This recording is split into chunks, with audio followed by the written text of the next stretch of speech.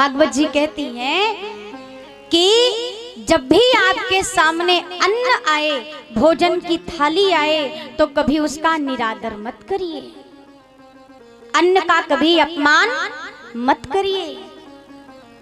अन्न का अपमान करना अर्थात पृथ्वी देवी के पति का अपमान करना, और कोई भी पत्नी अपने पति का अपमान सहन नहीं कर सकती, वो बदला तो अवश्य लेती है।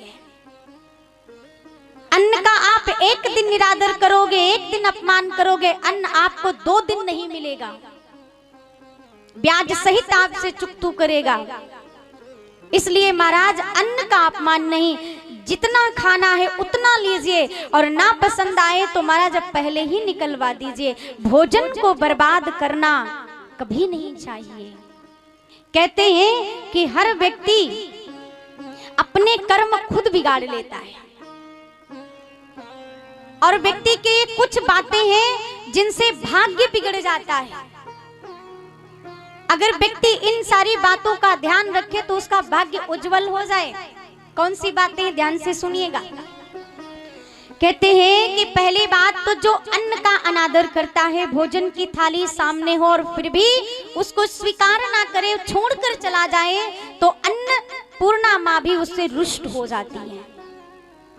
दूसरी बात कहते हैं कि दूसरों से मांग करके वस्त्र जो पहनता है उसका भी भाग्य बिगड़ जाता है।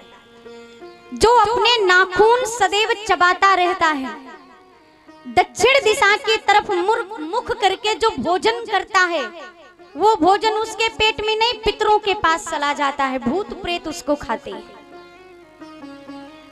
मंगल और शनिवार को जो कोई बाल कटवाता है उसका भी भाग्य बिगड़ जाता है।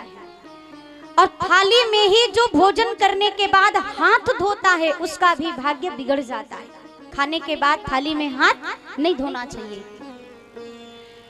और कहते हैं दक्षिण दिशा में जो पैर करके शयन करता है, जो सोता है, उसका भी भाग्य बिगड़ जाता है। उसकी मृत्यु उसके बहुत नजदीक आ जाती है, क्योंकि जब किसी व्यक्ति की मृत्यु होती है तब उसको दक्षिण की ओर पैर करके उसको सुलाया जाता है, उत्तर की ओर सर किया जाता है। क्यों? क्योंकि कहते हैं यमराज आते हैं, जो अगर कहीं पर भी आत्मा अटकी है तो वो उसको खींच लेते हैं।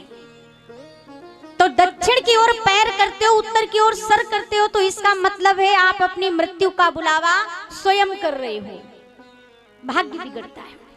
और बात कहते हैं कि जो बाल कटवाने के बाद स्नान न करे उसका भी भाग्य बिगड़ जाता है, और बिना स्नान किए जो चंदन बंदन तिलक कर ले उसका भी भाग्य बिगड़ जाता है।